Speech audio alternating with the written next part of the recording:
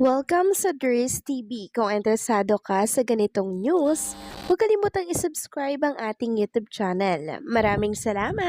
Welcome back again sa ating YouTube channel mga kakimpaw, and sa update natin ito, ang pag-uusapan natin ay tungkol sa mga importanteng kaganapan na kinakiyaman syempre kay Paolo Avellino.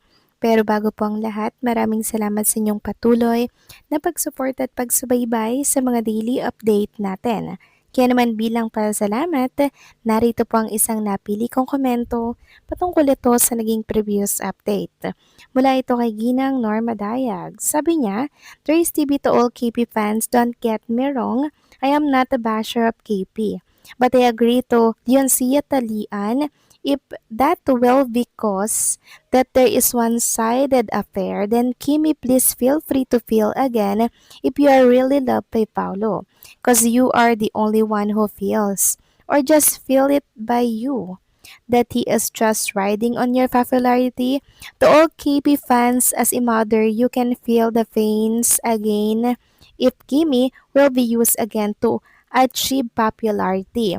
So there's the pain is there. Maybe it will be forced to pray to God, punish the weak, and bless the good one.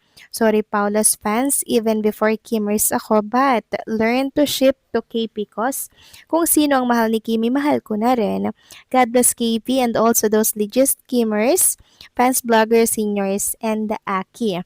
Maraming salamat sa komento, Ginang Norma Dayag. So wag po kayo mag-alala kay Chinita Princess.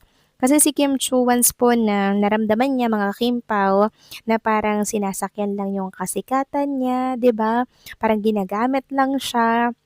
Tapos red flag naman pala etong si Boy, lalayuan niya na yan mga kakimpaw. Never nating makikita na sweet sila sa isa't isa, hindi po ba? Kasi si Kim Cho mga kakimpaw yung artistang hindi talaga ipagsisiksikan yung kanyang sarili kahit na ilang taon na yung pinagsamahan nila. Tingnan nyo na lang po yung si Sian Lim, 11 years. Pero wala lang yan kay Chinita Princess, nakayanan niyang makalimutan yan. Kung karapat dapat kalimutan, why not mga kakimpaw? Ganyan pinapahalagahan ni Chinita Princess ang kanyang pagkababae, ang kanyang feeling. Kaya wag kayong mag-alala kay Kim Chu dahil alam niya po ang kanyang ginagawa. And also, keep praying lang mga kakimpaw for Kim and Paolo Avellino para nang sa ganun ay meron po tayong kaagapay para maisakatuparan itong ating mga hiling or nais para sa kanilang dalawa. Okay? So maraming salamat sa komento, Ginang Norma Daya. God bless po at mabuhay kayo. So ito na nga pag-usapan na natin mga kakimpaw, mga topic po na nakalap natin sa gabing ito. Tunahin na nga nating pag-usapan etong today's news or trending ngayon sa X. Walang iba kundi ang fans celebrate Kim Cho's second birthday with heartfelt tribute. Ayan. And also, trending din, itong Kim Cho and Paolo Avellino land in Edmonton for Love Kim Pao Tour. Grabe naman mga kakimpaw. Itong mga importanteng ganap sa buhay ni Kim and Paolo Avellino, talaga namang araw-araw ay trending. Ganyan po kayo katindi magmahal. Kaya naman grateful at thankful si Kim sa inyong lahat. Samantalang next topic naman, pag-usapan naman natin itong pa-surprise ni JP dito po kay Chinita Princess. Meron pong mensahe si Kim Chu kay JP. Sabi dito, never-ending birthday. Thank you, John. Appreciate all your effort. Tinag niya po itong si Gil Rose and syempre si JP mga kakimpaw. So yung dating baby ni Chinita Princess na si JP mga kakimpaw, ito po at talaga namang binabalik yung kabutihan po ng kanyang ate. Sabi nga dito mga kakimpaw, ang first baby ni Kim Chu dati, nanonood at support lang sa ate sa PBB, ngayon piloto na. So grabe mga kakimpaw talaga no, pag kumilos po ang Diyos, talagang babaguhin po mga kakimpaw ang lahat. Sinong mag-aakala, 'di ba?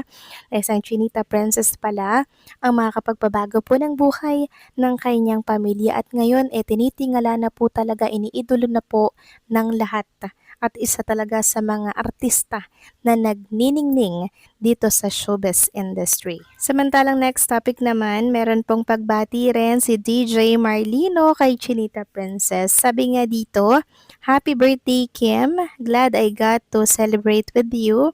Like I told you, I'm your DJ Kuya. Any day. Let's go. Good seeing you too, Paula Avellino. Thank you for always including me in your thank yous. Really appreciate it. So, yan po yung mga picture nila together, mga Kim Pao. Nakakatuwa lang dahil sobrang love talaga si Kim and syempre si Paula Avellino. Sobrang init ng pagmamahal na binibigay po ng mga taong nakapaligid sa kanilang dalawa.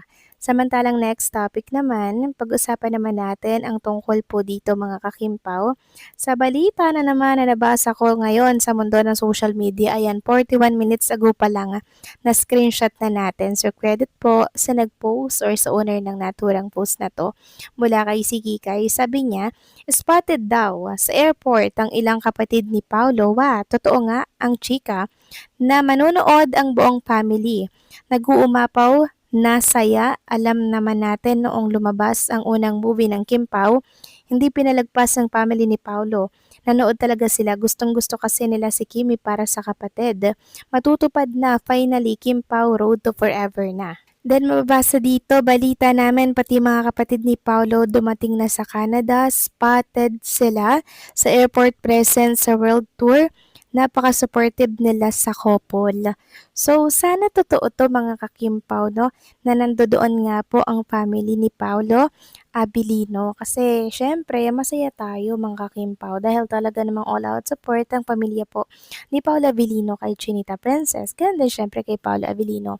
Natatandaan niyo po ba mga kakimpaw nung time po na inilabas sa takilya yung My Love Will Make You Disappear? Maging yung mga kapatid ni Paula Abilino, talagang nanood po sila dyan po sa SM Baguio ata yun. Tapos, parang na-interview po siya ng mga fan po ni Kim and Paolo Avellino. And maging siya ay botong-boto din po kay Chinita Princess at kilig na kilig din sa tambalan pong Kim Pao. Kaya hindi po nakakapagtaka na pwede silang pumarito talaga sa ibang bansa. 'Di ba? Para syempre sumuporta dito po sa concert or show ni Kim and syempre ni Paolo Abilino. So sana totoo nga po mga kakimpaw na di umano ay spotted or nakita sa airport itong mga kapatid ni Paolo Abilino, 'di ba? Knowing Paolo Abilino, very private po 'yan na personalidad mga kakimpaw and hindi na po 'yan niya ilalabas kung ano man po yung mga nangyayari, 'di ba? Sa pamilya niya kung susuporta siguro mga Kimpaw fans maglalabas ng picture. Pero Paolo, I don't think so mga kakimpo kung i-share niya ang tungkol dito. So hopefully ay legit nga itong balita po ni si Kikay and hopefully ay may maglabas ng mga picture nila dito sa Canada kung ito man nga po mga kakimpaw ay mayroon pong katotohanan. Tayo ay magsasaya. 'Di ba? So kayo ba mga kakimpaw, anong masasabi ninyo dito? Please comment down below.